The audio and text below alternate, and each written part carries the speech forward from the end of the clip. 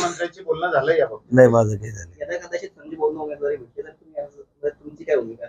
बिलकुल. पक्षाची उमेदवारी भेटली तर मी सगळ्यात पुढे होऊन काम करेन. संजू भाऊनी फॉर्म भरला म्हणजे पक्षाने भाकरी फिरवली का? हा, संजू भाऊंनी फॉर्म भरला म्हणजे पक्षाने भाकरी फिरवली का? अरे, जे अर्ज भरत असतात, जे उमेदवारी मागत असतात, ते भाकरी फिरवत नसतात. भाकरी फिरवण्याला सराटान तावा तिकडे वर आहे मुंबई. ते फिरवतील भाकरी. ज्याला वाटलं की आता करपा लागली तर ते फिरवतील. भाजपने अंतर्गत सर्वे केलाय, त्यानुसार काही मतदारसंघामध्ये त्यांनी नकारात्मक रिपोर्ट दिलेला आहे. त्याचाच हा परिणाम आहे का? आता हे तुमच्या कपोलकल्पित सगळ्या गोष्टी आहेत. भाजपच्या मतदारसंघामध्ये सर्वे करतील. शिवसेनेचे जे मतदारसंघ आहेत पारंपरिक, त्याच्यात शिवसेनेचे लोक सर्वे करतील. आणि आमचं नेतृत्व तितकं सक्षम आहे.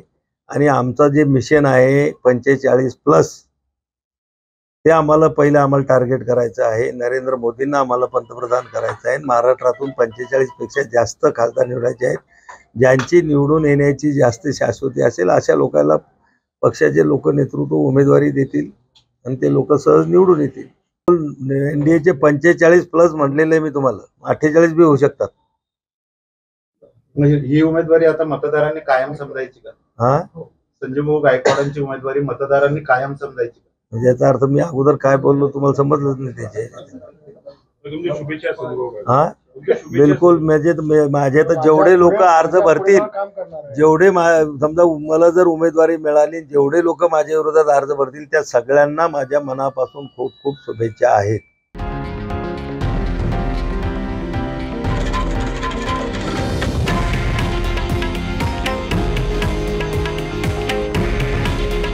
हे आहे देशातील नंबर 1 न्यूज नेटवर्क आणि आपण पाहत आहात TV9 मराठी.